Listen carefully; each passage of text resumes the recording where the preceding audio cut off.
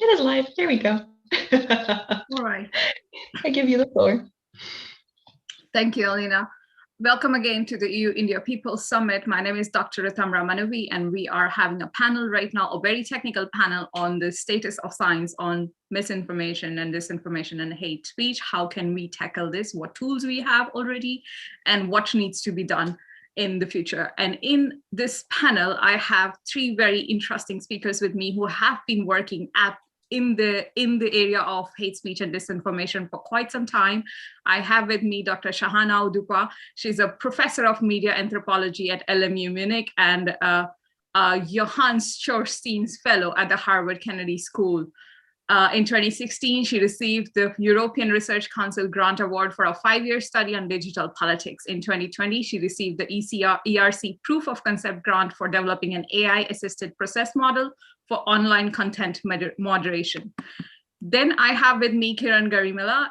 He's a researcher at MIT. He is recipient of the Hammer Fellowship. And in July 2020, Kiran published his finding on misinformation on WhatsApp in the form of image sharing, which is a first of its kind study. Kiran collected and quantified images shared in politically oriented WhatsApp groups in India prior to the country's 2019 national election. And finally, I have with me Dr. Saikaat Chaterjee, who's a postdoctoral researcher at the University of Groningen in the Netherlands. And as part of the Target Field Lab group, he's currently working on data validation, open science, and data tracing projects, with particular emphasis on text mining, natural language processing, natural language understanding, task via exploitation, deep learning networks. So welcome all three of you. And Saikaat, I would invite you first to the floor to basically tell us about the status of knowledge in the field of using the AMIT framework. Please, Saikaat. Thank you very much for the beautiful introduction. I would share my PowerPoint.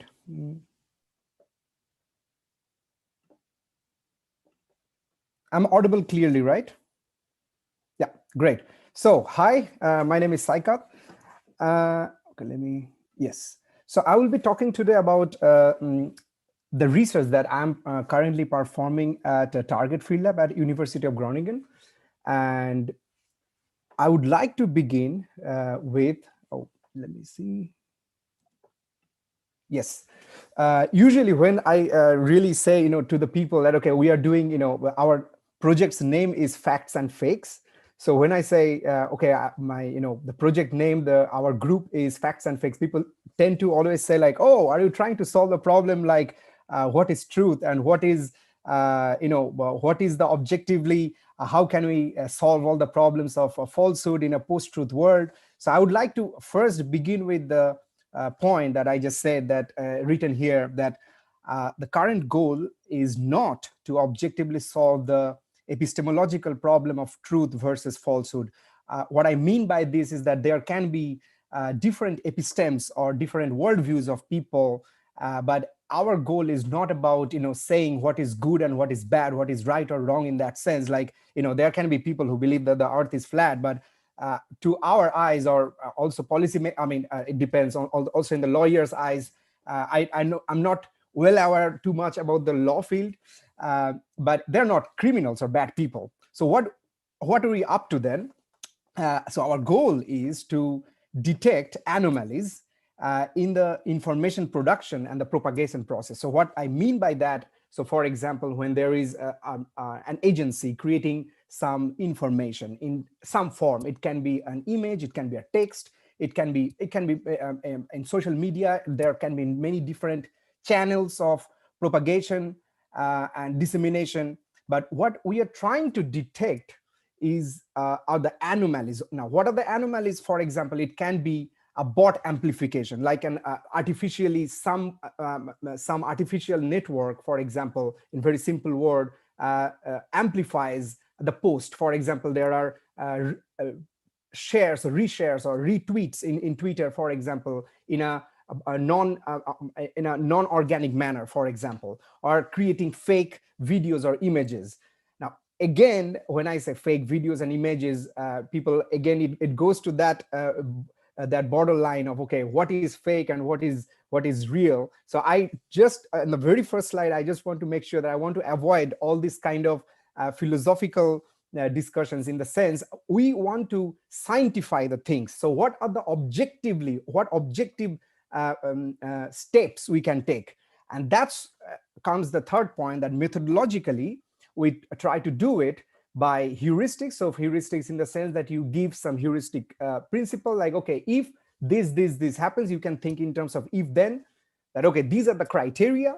If we see this particular post is within this short amount of time has reached this much of reach or to people, that also does not necessarily mean that it's fake, but it's something to consider, something that we can see, okay, there is an over performance. I'm just giving an example, right? So these are the heuristics, and also at the same time, we try to automate it using machine learning. So where we actually employ neural networks, and where we train them using for a particular task using a data set that is available, and we try to identify or detect these type of techniques of disinformation in an automated fashion.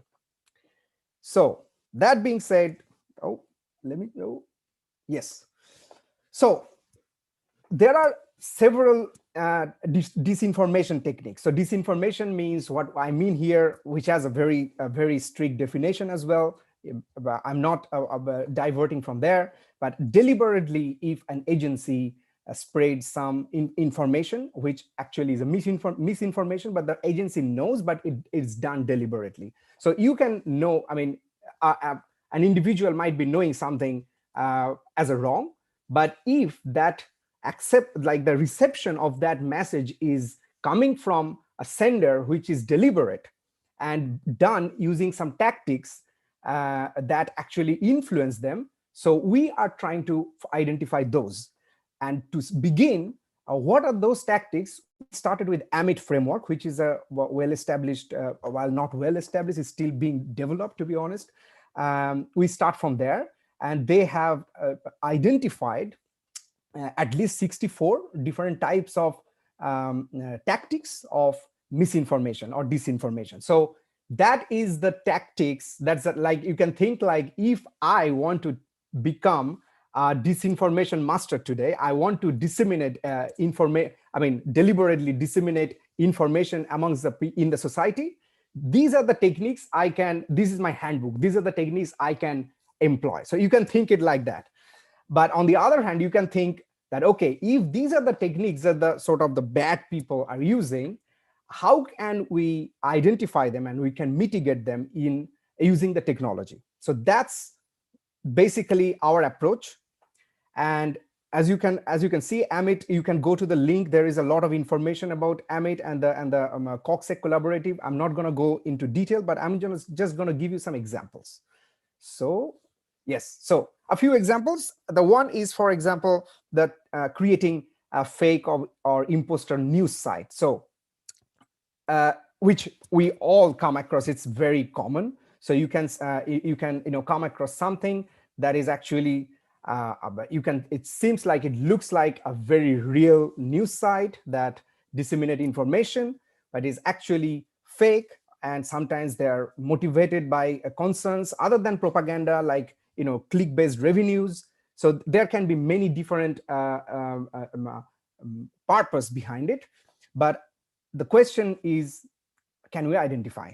Another example is the clickbait, which we also come across sometimes, even I think very unconsciously, that our attention automatically is grabbed towards some headlines that we are prone to, like, oh, that headline is very attractive. It's very attentive, and we tend to click those, and we tend to visit those, and then that's a technique that the disinformation agencies can use. Another example, there's the last one, the Twitter bots amplification. So this is like the bots in this in this world, I don't have to define what this actually mean. So I think they're understandable. So bots are used to, for example, amplify narratives above algorithm threshold. So for example, if you naturally, if there is some information out there in digital world, there is a natural threshold that it reaches, but bots just amplify that, and of course it is done automatically, and most of the times it's done by a network, and our task is to bot detection. Can we detect those bots? So for more details, I have given this link in the down below. So just check out. They have a GitHub as well. Just there is a lot of information you can find. What I will go to the next. Okay, there are many other disinformation techniques as well. Just to mention, like paid targeted ads. Another is very common is search engine optimization. That when you search for something, you tend to get examples or advertisements of particular or some particular websites that come on the front of your search, and that's basically they bypass the algorithm so that they optimize it so that those posts come to the front when somebody is searching. Of course, create competing narratives to create tension, cultivate ignorant agents, fake experts, create hashtags, troll amplification, manipulate memes. I think Kiran will talk about that, and dedicated channels that disseminate information pollution, and there are many more. Now, what are we doing now? I cannot go into very details because of the time limit, but I would just give a very brief idea what are the things that we are doing now, and what are the tactics to identify the disinformation technique. So basically so it's a technique to identify the techniques. So you can think it like that. So it's a meta technique basically. So but it's more, we try to, as I said in the beginning, how scientific and objective we can be, because it's a very, at times we really come across that it becomes very shady, and it becomes because most of the, I will mention that later on, most of the times the narratives or the rhetorics that get connected with the culture, with the societal values and norms that are not always possible to quantify and objectify. So those are the challenges. Those I will mention briefly. But still, besides those, what we can do is, so first thing, as you can see, that we can map the networks of information flow. So so you can see, if you can see, for example, okay, that this is the receiver. Where is that message coming from? It's a retweet or a message forwarded or in WhatsApp, for example. Then you try to map where the entire network of the information flow, so that you can get the nodes. You can identify the nodes which are most active and which links are being shared, and then you can find a correlation between them, and you can do analysis, a lot of statistics with that. And then you can, so what I mean by the center of gravity analysis, that you can then identify the center of gravity, like the main role players, the nodes that play a big role in this entire disinformation and dissemination. And then you can do further analysis. So who is funding those nodes? Which which nodes are connected to them through, in terms of money, in terms of funds. So these are the analysis, of course, that require, I call it secondary analysis, that a person with more information about the society and how the money flows can do. Of course, those are not automatable. Not everything is automatable. So, but at least you can get a lot of information from the network. I think Kiran will also talk about it. Another thing that we do is the sentiment analysis. And this is very standard technique that has been in NLP. The NLP is actually natural language processing, which is the processing of the natural language, as it says, but in employing AI, employing statistics. And so you can think of language in terms of vectors, in terms of numbers, and you can map them in hyperdimensional space, and you can find correlations, and you can do a lot of stuff. So that's basically NLP. And perform sentiment analysis means, so you can say this is like as it says, sentiment. So you can find out positive and negative sentiments. You can find out, okay, this can be used for hate speech, for instance. We haven't used it, by the way, but it can be. So you can tag a set of data set. You can create a data set like these are the let's say positive sentiment, these are the negative sentiment, these are the very hatred words. You can also do by keywords, by the way, but these are more you can create a language model based on those examples, those data sets, and that can automatically identify. You can within, of course, within a false positive limit, because it can always make false prediction. That's always there. You have to bear that. But that's another. So this is a technique, sentiment analysis, and you can identify competing narratives. So you can identify right wing, left wing, and different. It doesn't necessarily have to be political. It can be anything, basically. It can also be, reviews, for example, hotel reviews, car reviews, anything. Then we have a third point that you see here is NLP tasks similar to named entity recognition to identify fake experts, clickbait. So named entity recognition is like basically named entities like noun, pronoun, adjective, adverb. So you can think of them as, or you can think like this is a city name, name of a city. This is a name of a hospital. So these are the named entities. So now you can identify those kind of similar named entities, and you can that actually fall into the category of clickbait, that content that make, because in a sentence, when you see a headline that is a clickbait, there are some particular words, particular entities that actually create that attention to you. So this is a technique that we are trying to use to identify clickbaits and fake experts. Why fake experts? Because you can think that many fake experts have some similarity. So this is a similarity test. You can see that they use similar words, a similar genre of words to prove themselves, to prove their legitimacy as expert. So that's one. And then we have computer vision techniques to train neural nets that analyze memes, images. I think Kiran will talk about it. I'm not really sure. I still have time, I believe.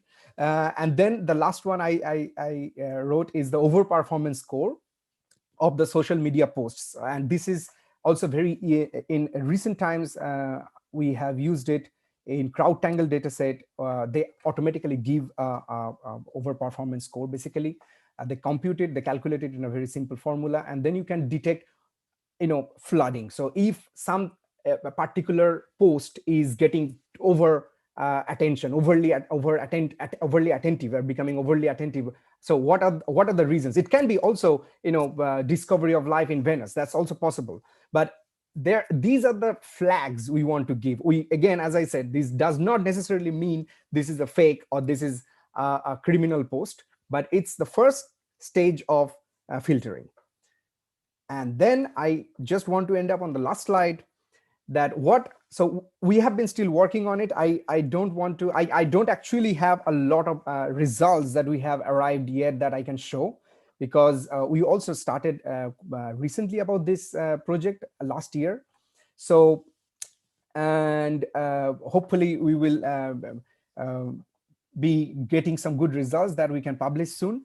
But what challenges we think, I think more or in Target Field Lab, what we are seeing is that the machine learning models, if we think that the AI models are, really awesome, and they're, they are overtaking everything of the world, I just want to say that they're still quite naive, and they fail to perform well in many domains where it, as I said in the beginning, where it really involves like very societal, culture-specific things that it's very, I'm not saying it is not at all possible in future, maybe with bigger language models and with much more intricate models, but still what we do now, what we see is still quite naive in my word.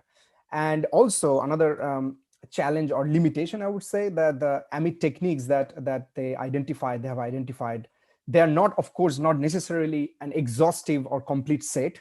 And this, as you know, these things are quite rapidly evolving. I mean, surely, in few months, there probably will be a new tactics of disinformation flow. You have to identify, you have to combat against it. So it's very evolving, and we need to keep updated it, be updated with this domain of research day to day. And of course, another thing that I really want to stress, the last point, is that many a times working in the data science field, well, that's a very generic word these days that everyone is using. So data science, as if there is any science possible without data. Anyway, I think mathematics. So we need to work in close collaboration with the policymakers and the platform regulators. And that's, I think, another part of in the title of this particular event is that the scientification of misinformation and platform regulations. I cannot say much about it because I'm not an expert in that. I don't have much knowledge, but I really think that we should work in close collaboration with these two domains, two spheres, because many a times we lack a lot of knowledge how to interpret what we get in legal words, in legal language, or in policy language, so that it is helpful for the policymakers and to actually bring some impact into the real world. And many a times I feel that we are very isolated. And also, this is my urge to all the data scientists out there working in this kind of domains, that try to make, I'm trying myself, but try to make the work or the research more connectable to the real world, and try to disseminate your output to the policy, to the society, to the politics. So that's it.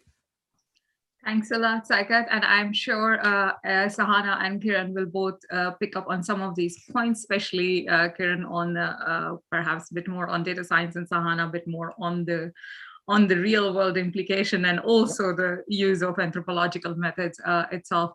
So if you can stop sharing your screen, Saikaat, then I can ask Kiran to take the platform and walk us through the work that he has done on WhatsApp and so far in India. And can I enable? Can you enable screen sharing?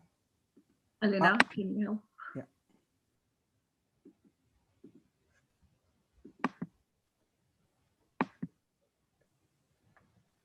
Are you able to screen share now? No, I guess you have to make me co-host or something. Alina? Wait, just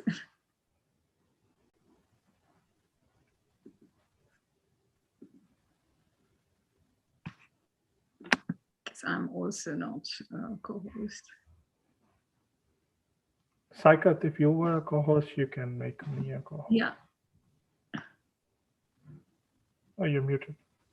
Oh, sorry. Yeah, am I a co-host? I don't know actually. Yes, you are a co-host, so if you can turn Kiran to a co-host, that would be. Let me see. Oh.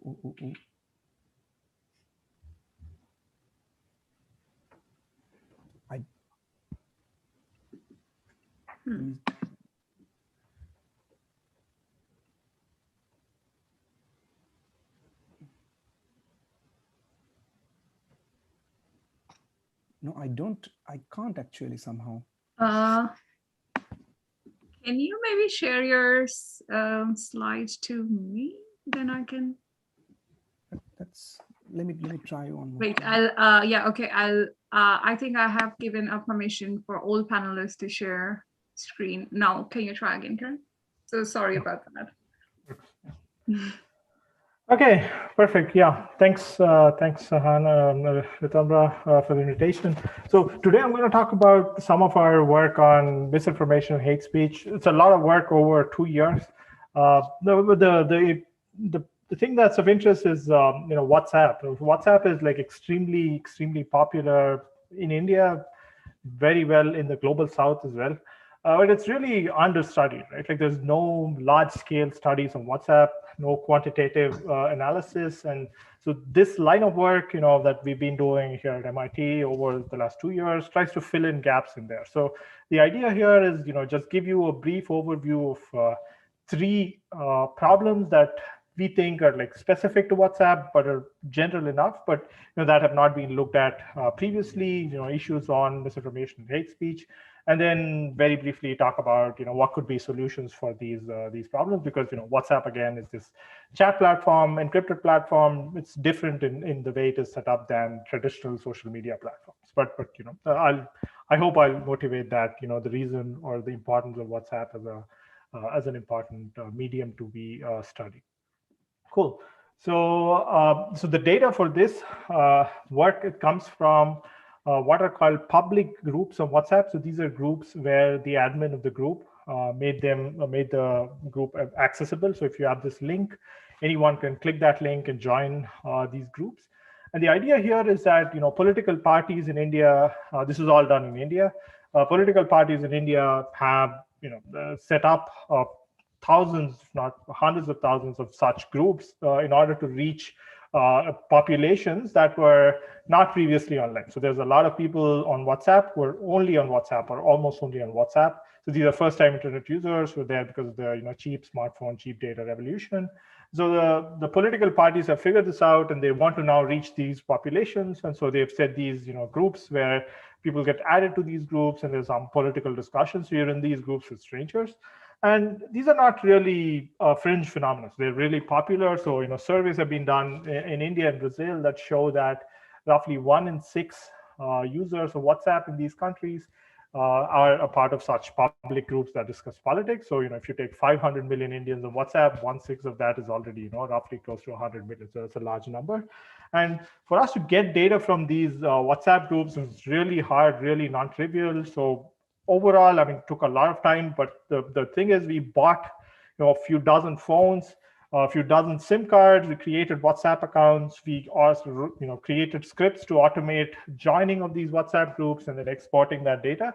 It's really a very hard engineering problem, but we've done this, and overall we joined roughly 10,000 WhatsApp groups in 3 countries, but India was the main one. And the data we collected was during the 2019 India elections. And so now I'll talk about 3 problems that we tried to kind of study with this data. Each of these is like its own research paper. The one is looking at images as a source of misinformation. So why are images important? So one thing is, it's a chat platform, right? So and because also of this demographic of people who are using that, not so highly educated, so not digitally literate maybe. So they prefer non-textual modes of communication. So roughly 35% of the messages in our data set are images, so 1 in 3. Roughly 50% are non-textual, so images, video, audio, and other forms, right? So which is not the usual form that you would expect. So these are not text-based or primarily text-based ways of communicating. So that's important. So what we did here is we collected millions of images from these public groups during the elections in India, and then we annotated a small sample of that with the help of professional journalists. And then we did some reweighting. We came to this estimate that roughly 13% of the images that are being shared in these groups is misinformation. So that's 1 in 8 images out of all these millions of images that we collected. So that's a lot of misinformation. The misinformation is extremely prevalent in these groups. So that's the takeaway. But we also then found out what are the categories of image misinformation? So what is image misinformation? And we find 3 main categories that make up a large fraction of the misinformation. So it could be false quotes or statistics. So these are usually memes. So things like this. So it's an image with some text on it. So it could be a false quote, something like the BBC declaring BJP as one of India's most corrupt political party. There's no such survey. BBC didn't do anything like this. Because there's also a counter to this where the BBC apparently declared Congress, which is the party in the opposition, as the most corrupt political party in the world. Again, both of these are false. So they make up roughly 30% of the misinformation in our data set. The other form is photoshopping, like very simple photoshopping. So this is like a simple Photoshop claims to be the image of a snake, the largest snake found in the world. It's quite clear that this is a Photoshop.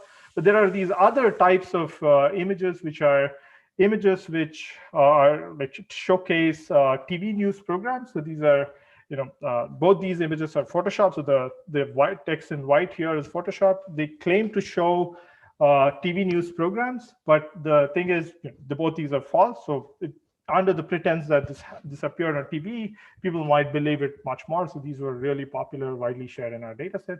And the third type is images that are taken out of context. So old images just reshared out of context. So things like this. So it's a plane crash from 5 years ago, but it is claimed to be India's plane that was shot down by Pakistan during the India-Pakistan conflict 2 years ago. So these are what are called cheap fakes. So these are very cheap to produce. So you just take an old image, reshare it out of context, and these are also very popular. So roughly 30% of the data set. So roughly 70% of the images just fall into these three categories, and these are quite generic category. I mean, they generalize quite well. So there were studies that were done later in the US and in UK during COVID that show that, image misinformation is usually these three main categories. I mean, there are other long tail, but, these are really the main bad guys.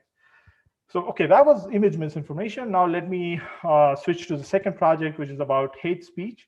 And here, what we found is interesting is, we applied a lot of state-of-the-art AI, all these deep learning models that detect hate speech on Hindi text and so on. But we did not find any explicit hate speech in our data set. So there's no toxic reference. I mean, this is hate speech against Muslims. So there's no toxic references towards Muslims. I mean, not at least at scale.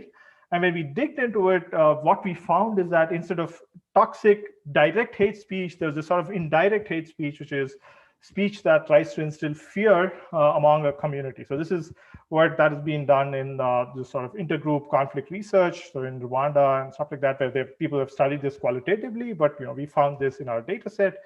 And here's a few examples, like just two examples. So one is, this is an example of hate speech. So it's clear, it says, okay, there were celebrations in Agra when Pakistan won the cricket match against India. This is why I hate Islam. See how these mullahs are celebrating seditious traitors. So here you're saying, okay, Muslims equals traitors. So this is clearly something toxic, hateful. But here's another example, which is an example of this fear speech. So I'll just read it. So in 1378, a part of India separated and became an Islamic nation. This is false, named Iran. Now other regions of India are on the verge of becoming an Islamic state. If you want to give Muslims a good answer, share and educate Hindus. We'll finally know how many Hindus are united today. So here, it doesn't say anything specifically directly hateful towards Muslims, but it, this creates this sort of fear rhetoric that, Muslims are taking over and so on. And there are, again, we categorize these types of fear speech. So it could be fear about using examples of past events. So these could be true or false, but taken out of context in certain examples. So they looted, or like Muslims had destroyed temples, Hindu temples in the past. Fear induced by referring to present events, which are mostly false. Like look what's happening in Hyderabad. I mean, Hyderabad there's a lot of Muslims in Hyderabad.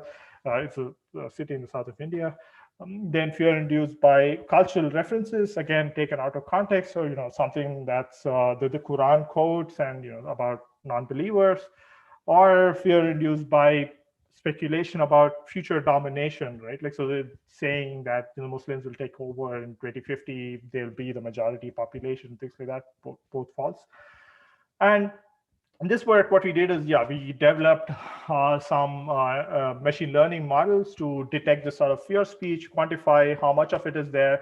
One thing we found is that it's very popular. So if you take statements about Muslims, 1/5 of those messages that mention Muslims has this sort of fear speech. So if you're looking at millions of messages, this is really a coordinated effort, looks like.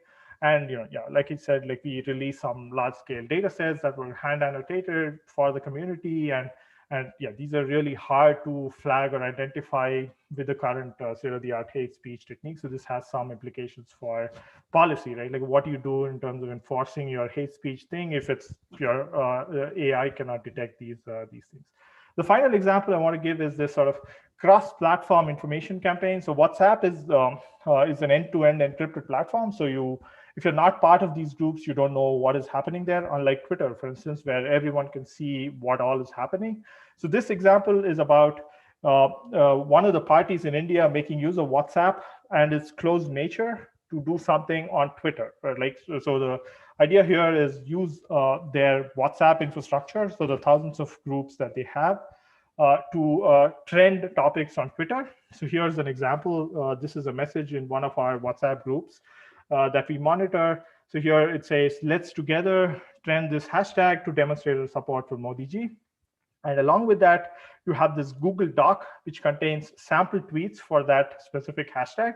And the Google Doc looks like this. So it contains the hashtag, the date and time at which people have to post this about this hashtag, and example tweets. So hundreds of example tweets. So I'm showing you 3 here, but there's more than a few hundred in this Google Doc. And what people do in these WhatsApp groups, so these are party activists, supporters, they just go copy paste these tweets from the Google Doc onto their Twitter profile and get the hashtag trending. And so here's an example. This is the first tweet in that Google Doc, and you just see hundreds of people just copy pasting the exact same tweet. They modify it slightly. People add certain mentions, or people add images, or so on. So they slightly modify it, but it's exactly just copy pasted from there. This is the second tweet in that Google Doc. It's the same. The one thing to note is that almost all of these are real accounts. So this is not bot automated or driven by bots. These are all real people, real accounts. So you see also some verified accounts. They're very popular, high profile, either members of parliament or members of the legislative assemblies and things like that. So they can really get these trending. And then when we identified 75 such campaigns, we found that 69 of those, which is 92%, were trending on the day they wanted them to be trending. So this is really effective campaign. And the importance of having it trending is that now Twitter will algorithmically amplify this sort of hashtag to feeds that are outside of this sort of BJP circle, right? So people outside of this, people who did not see these Google Doc tweets will now see the hashtag that it is trending and will add their own content. So roughly around 40% of the tweets in our data set were new tweets that were not from that Google Doc. So this is sort of amplification. And using, again, some machine learning models, we found that over 600 such campaigns were run in the last 2 years. So this is a very well tried and tested, very effective way of doing things.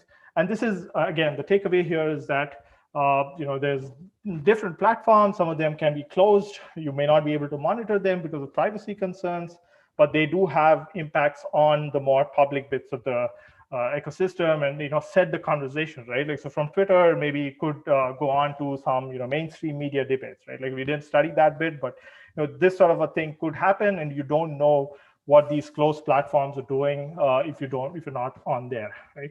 And so one of the solutions that we're working with fact checkers now is developing solutions for these sorts of misinformation and hate issues. So what we did here is, we asked people, we set up what is called a tip line, like a helpline number, where people can forward us information. And we work with journalists and fact-checking partners to fact-check that, send it back to the users. And we built some technology that enables these journalists to scale that fact-checking, right? Like, and we developed some specific solutions for this end-to-end encrypted setting. And overall, like, the thing is, with the nature of the platform and the stakeholders involved, the solutions have to be across the spectrum. I mean, you really have to involve the platforms. Like I said, I mean, I spent 6 months of my time setting up these infrastructures to do this work, which is, okay, I mean, in the end, we got some positive research out of this, but it shouldn't be that hard, right? Like, so somehow we should have policy that enables us to, us as in the different stakeholders. It could be researchers, it could be journalists, it could be the community, or to get involved in this and try to develop solutions to this. And there's this huge stack that we are thinking about in involving in finding solutions to these problems. Yeah, thanks a lot. Thanks a lot, Kiran.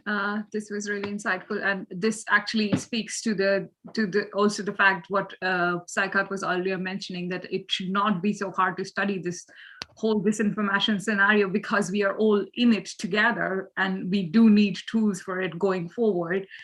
So how is it that we can, build policies which does allow at least an investigative eye to look into what goes behind those algorithms, what goes behind those platforms, etc. With this, Sahana, I would like to invite you to talk about your research and using the anthropological methods that you have been doing in LMU, and the floor is yours, Sahana. You're muted.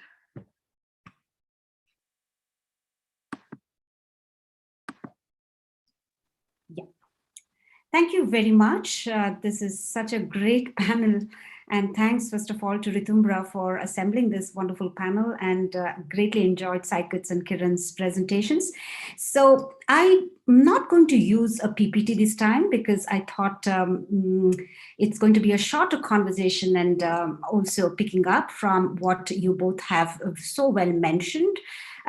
So I'm not going to be sharing empirical materials from our research, of which, of course, Kiran has so well identified the problems, and some of which there are real close overlaps, because this is precisely the kind of content that we've been detecting on WhatsApp groups. The kind of good morning messages and then anti-Muslim messages coming together, and we've been theorizing this as context camouflaging. So I could say a lot more about these WhatsApp groups and also Twitter data, and how nationalism itself has become a very popular online discourse, and what are the different elements of online discourse that actually facilitate what could be called as nation talk, that people begin to think of nation as an entity that they have to constantly argue about. And this has become the ideological basis for this regime to seek control and gain control over public discourse. So I could have revealed that as well, shared that, but I will hold on to this particular project, the newest project that we're doing, which is AI for Dignity, where we're trying to develop a sort of bridge between AI developers and ethnographers and policymakers. An agenda that Saikaat very well flagged in his discussion, that we need to have a sort of collaborative effort towards addressing this, and that we cannot work in silos. And picking up on that, what I'm going to do is take a step back and then describe the rationale behind this particular project and why are we doing this, and get into a little bit of theoretical language, if you permit me. Why do we need this particular theoretical knowledge, and why do we have to actually move beyond the language of hate speech, because it's definitely more complicated than that. So what I'm going to do is take a step back and look at these phenomena, both in a theoretical lens and also in terms of how we can innovate upon interventions. So the concept of extreme speech emerged from a realization that there was very little ethnographic knowledge about people and their lived words that compose, perpetuate, and normalize vitriolic speech acts online. So when you see, there is a sense that access to online data can give us so many avenues to solve research questions around hate and disinformation. And it's good. We have access to a lot more data today. But we must remember that online data itself is limited by several restrictions to API access, what Freelon terms as the post-API era. So constantly platforms are changing these terms for API access. So we should understand this as a limitation. And archived data sets, of course, come with very heavy price tags and lack of transparency in selection. Moreover, computational methods have tilted research towards classifying and mapping data. And this data could be textual, visual, or network data. But it has also left many gaps in understanding how these expressions unfold on the ground and what consequences they have beyond the online spaces where they occur. So one should actually feed the other. I'm not saying that, computational methods are not doing it. They have a different mandate, and ethnographers have a different mandate. So therefore, there is space for all of us to come together, is the point. So what we're trying to do with extreme speech research is, as I mentioned, taking a step back and ask how we can understand this phenomenon in its fullest possible scope before we begin to classify and isolate. And two perspectives are important in this exploration: ethnographic sensibility and historical awareness. Ethnographic sensibility is about keen and grounded understanding of the complex realities that surround online speech, and exploring online speech as a cultural practice and not just a legal regulatory problem. And therefore, even when we talk about policy, there are limitations. This means that there is no uniform definition of civility or politeness, based on which we can have a uniform approach to transgressions that can easily be named as hate speech. There are cultural struggles over meanings of civility. And in one of the papers, I called it Gali cultures, the politics of abusive exchange on social media. And it can do many different things to many people. And in its most severe gender-based harassment, it can actually be a very, very potent weapon for the nationalist regime, which it is. But at the same time, Gali has also opened up participatory avenues to many people. So that sort of ambiguity is something that we are trying to foreground in this extreme speech research. But this leads to the question on how do we actually make this a political problem, foreground this as a political problem. It's not just a fine-grained theoretical objection, because hate speech discourse has led to regulatory excess and misuse. Governments have squashed dissenting voices by invoking the hate speech discourse. In fact, moreover, if we already know how hate speech looks like, we do not understand how and why people indulge in it, what motivates them, what are the evolving styles, routines, and practices. And very important, how do vitriolic and aggressive expressions begin to actually cunningly slide into the normal? Because today you think something is extreme, but tomorrow it would have already become normal. And how do they enter the lives of online users in mundane ways, and thereby reconfiguring what is considered as mainstream, what is considered as normal and legitimate cultures of political discourse? So extreme speech research has taken up these questions and turned the focus on media practice, which means what do people do that's connected to media, so that we avoid predetermining the effects of online volatile speech as vilifying, polarizing, or lethal. Even before we classify them, we try to see how is it that people are connecting with this kind of content. So what we carry out is conjunctural analysis, how different actors, affordances, and affects come together in historically specific ways to constitute problematic speech cultures and political formations that ride on these cultures. And this kind of analysis is different from assessing social and political worlds based on predetermined normative categories. And this normative category could be hate speech itself. And now, through such elaborate forays into the everyday practices and deeper histories, extreme speech theory proposes to nuance computational methods and regulatory efforts at classifying and isolating hate speech and disinformation. And that brings us to the question of AI and NLP-assisted methods. We all know that in recent years, AI is increasingly deployed to detect and take down online hate content. In fact, Time magazine reported that in the third quarter of 2019, 80% of content that was removed from Facebook for violating community standards came from AI-assisted detection. But we also know that there are several challenges. The first challenge, of course, is the lack of AI competence in languages other than the big languages such as English, Mandarin, and Spanish. In fact, the same Time report cautioned that languages spoken by linguistic minorities are the hardest to be affected by this disparity. And the second limitation is of crowdsourcing models. And I know that computer scientists are really very excited about crowdsourcing models. I can also see that it's one way of actually bringing in lots and lots of data.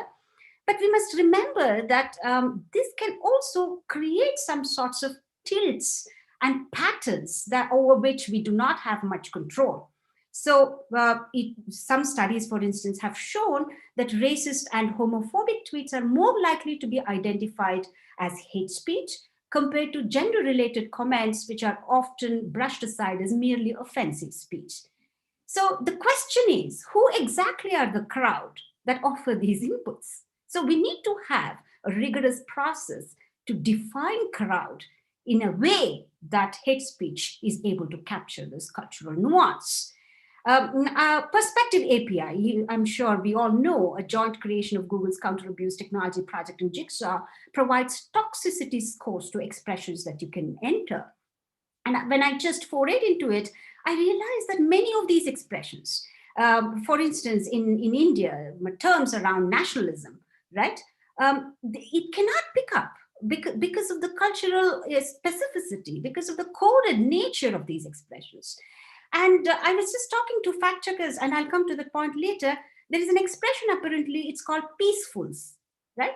Peacefuls is a derogatory term for Muslims, but nobody would know that outside of this community of speakers online, they wouldn't pick up this nuance. Peacefuls would mean that they are referring to minoritized Muslims in India. So this is just one example.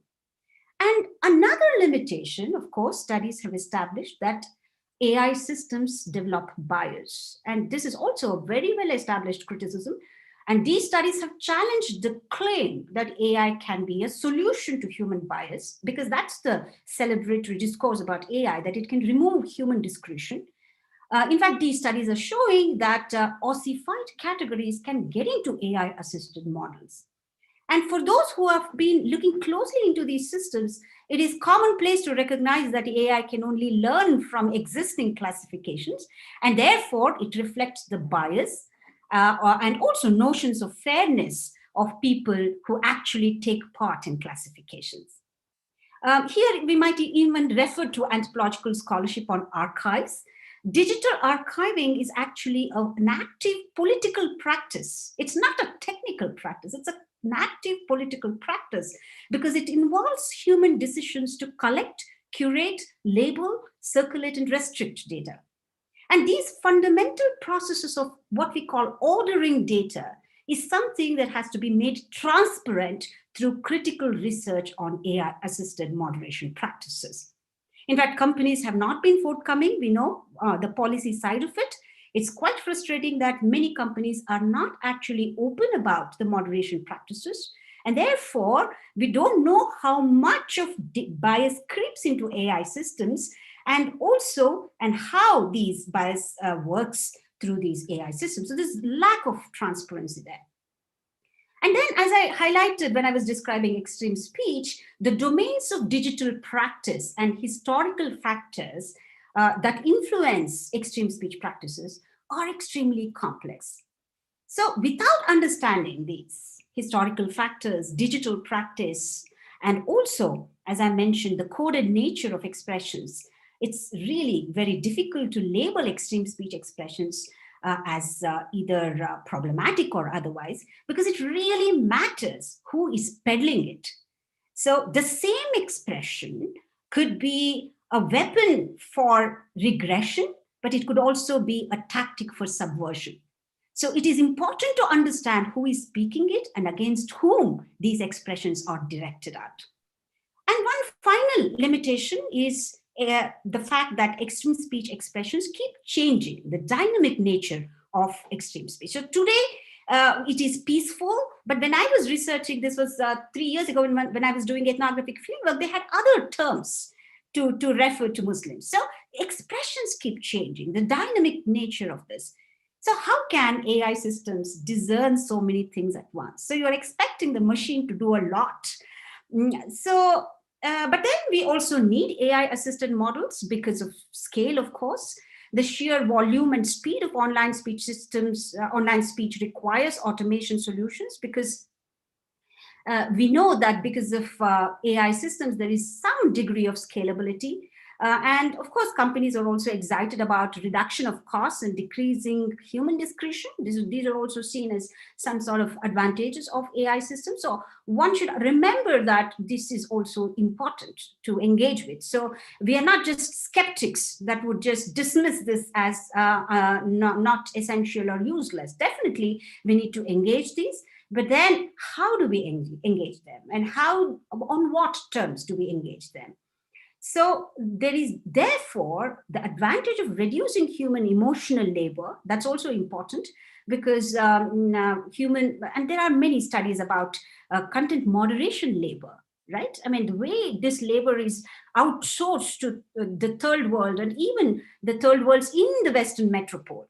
We were actually researching something in Germany, and we noticed that many immigrants are actually recruited to manually filter problematic content. And these are the third-party moderation companies that work for large tech companies. So there are what we call these sorts of global souths in the global north itself. And of course, the global south as a geographical entity as well, we see that there's a lot of, here problematic labor practices when it comes to content moderation. Therefore, AI systems can also help us in reducing human emotional labor.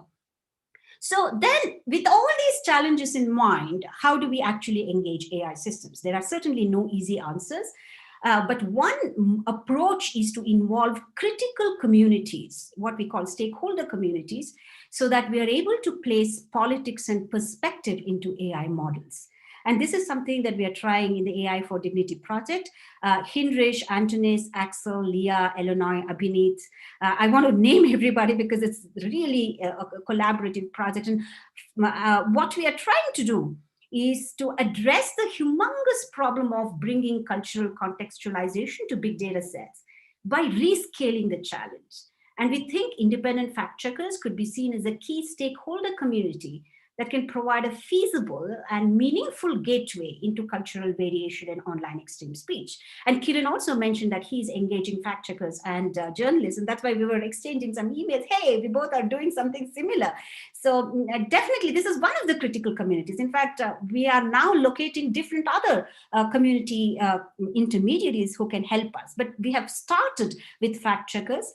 And if human supervision is critical, it is then important that we devise ways to connect, support, and mobilize existing communities who have gained reasonable access to meaning and context of speech because of their involvement in online speech moderation of some kind. And we think fact checkers are distinct from other anti-hate groups because of their professional proximity to journalism. They are exposed to volumes of disinformation data, and a lot of this data also contain hateful expressions, not really explicit hate content, as Kiran mentioned in his study, but there are also different kinds of exchanges. That's why we prefer the term extreme speech, because it's a variety of different types of exclusionary speech. In fact, in our annotation practice, we have used 3 different labels. The first one is derogatory extreme speech. These are the snide remarks. It could also be derogatory jokes, etc., which can be directed at any group. And then we have the second category, which is exclusionary extreme speech, which is implicit or explicit forms of expressing and excluding historically disadvantaged communities. And then the third category is dangerous speech, which has the likelihood of catalyzing real violence. So we have actually categorized them, and what we are now doing is we have invited fact checkers from 4 different countries to label different passages they have found under one of these categories. In fact, even while building these categories, we took their opinion into account. So it's been collaborative from the very beginning. So AI for Dignity's main aim is to develop a replicable process model where critical communities such as fact checkers, academics, and AI developers can enter into an assisted dialogue in different contexts. This means that the process model could be replicated.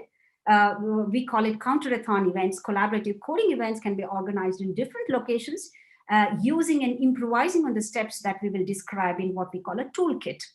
Toolkit, that's one of the controversial terms, if you remember, in the recent past, but we very, very boldly say it's going to be a toolkit.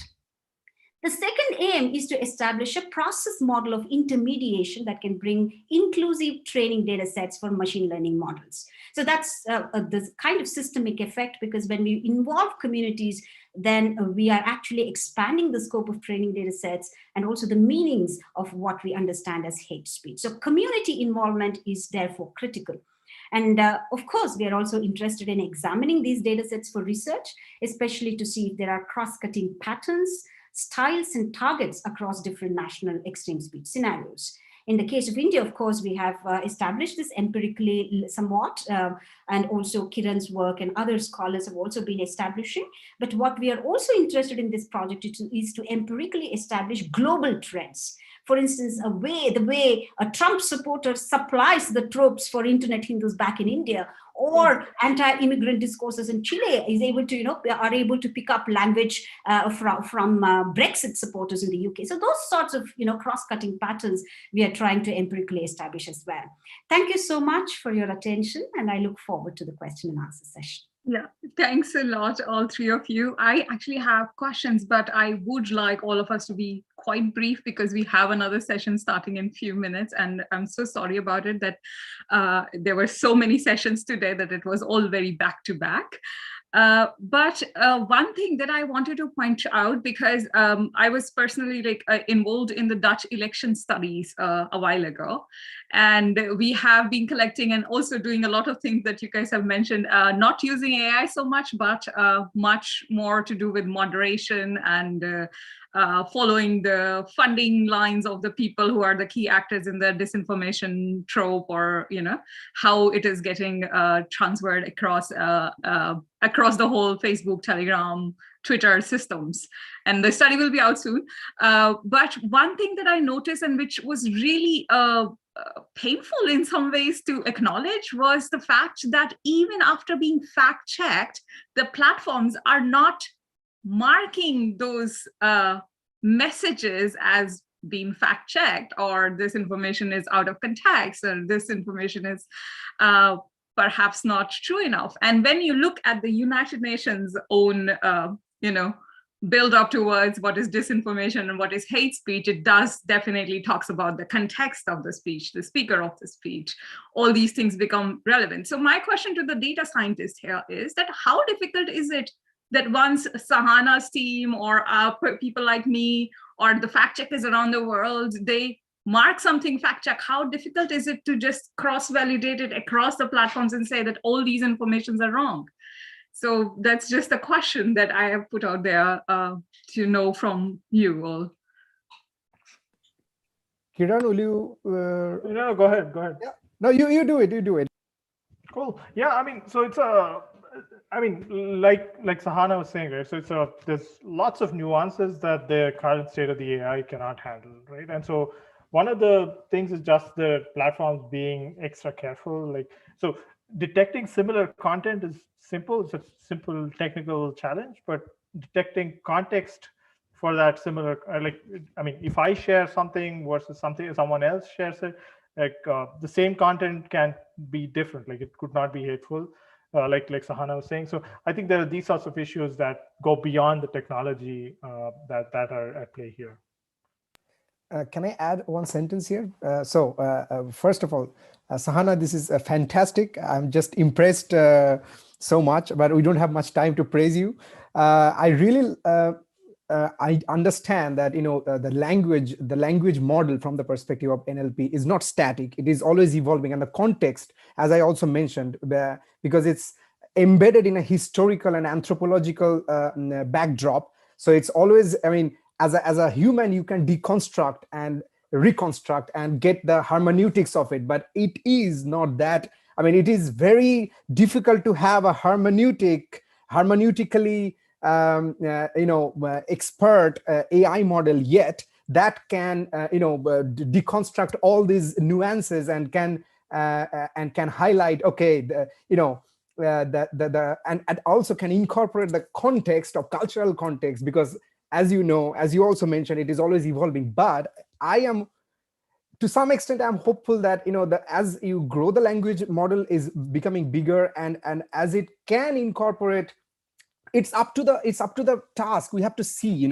This is I don't think we can say this will not work or this will work. This will work because this is a data science. It's driven by data. So given enough data, enough amount of granularity, if I may say, and if you have an evolving model, like a dynamic model, because that's the idea, that the language models has to be dynamic, because it cannot be a static model and doing all the work, because society is evolving, language is evolving. It's like a biological being. So I think maybe part of it can be incorporated and automated. And that's my take. But this is also, as Kiran said, this is well beyond what we are doing now. But I am hopeful. Of course, we need human beings. I mean, just compare how many billions of neurons we have and how complicated a neural network we need to deconstruct. We cannot deconstruct that easily. It's a painful task, right? It's to deconstruct a discourse and to identify constantly on a moving base is very difficult for humans. So it will be over expectation to expect it from a machine to do it, but part of it can be done. That's my answer. I got Sahana. I think you should be taking this question rather, which we have from an anonymous attendee, that what is being done to increase objectivity in these models? And I know Kiran and Saikaat will also have something to add, but I wanted to know from you, Sahana, that do we need the models to be objective or rather have a bit of subjectivity, like how we have the nuances in the human life and human understanding of the world around us? So, Sahana. Yeah, thank you so much. Thanks, Kiran and Saikaat and Ritumbra once again. And Saikaat's points were, I completely share your hope and optimism. And that's precisely why every day I talk to NLP developers and they talk to us. And it's only the collaborative approach that can help us in the move forward.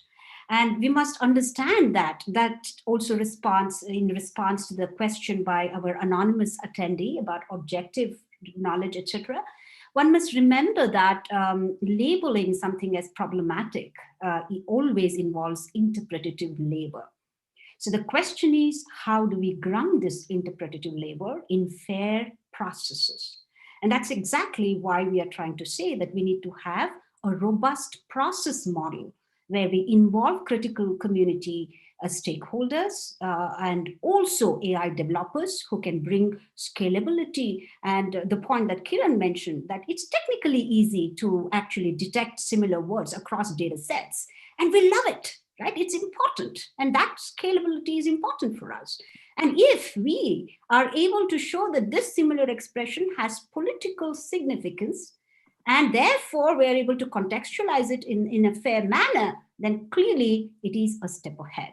And therefore, I would not say anything as objective knowledge in the sense that no interpretative labor is required. It is not that we are actually suspecting facts. So it's not a post-fact kind of an argument. It's just an acknowledgement that any kind of data requires interpretative labor. Thanks a lot, Sahana, and thanks a lot for all three of you to be here. To be very honest with all three of you, I think this conversation between us can go on forever, at least for a couple of hours at least. But being mindful of the time, and I do see Saikaat has raised his finger, just so very brief and very quick. Yes. Yes, Sahana, as you mentioned, the interpretable AI, that's a very current state of the art that we are trying to also in general in AI domain. I think Kiran of course knows that we are trying to achieve is interpretable AI, so that is not a black box anymore. It can but not in the exact sense of culture, but in that sense. But first we need to unbox the black box and understand and explain. So explainable or interpretable AI. So I think that's a direction we should merge with all the context and the cultural annotations with it. Okay, that's it. So, okay. Yeah, thanks a lot, Saikaat.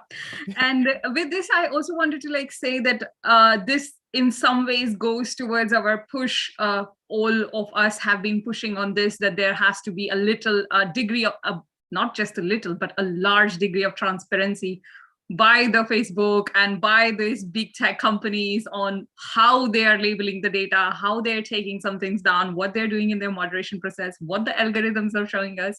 And it, in some ways, it just goes on towards that policy domain where we all have been persistently saying that, make it transparent. Let us see what are we being surveilled on, what kind of data you're collecting on us, how you're interpreting it, and what you're doing further with it. So with this, I would like to thank you for now, and I would like to continue this conversation with all three of you in the near time. And I hope the feeling is mutual. So And I would like to thank you for being here with us at the EU India People Summit and giving us this whole synopsis of the knowledge that we have on AI. In the morning, we actually had a session with the Special Rapporteur on Privacy, talking on exactly the same things, that what is a private data and how do we interpret data. And I hope that this all will feed in together going forward. And I will come back to you with emails, lots of them perhaps. And goodbye for now. Thank you very much. Thanks, Bye-bye. everyone. Thank you.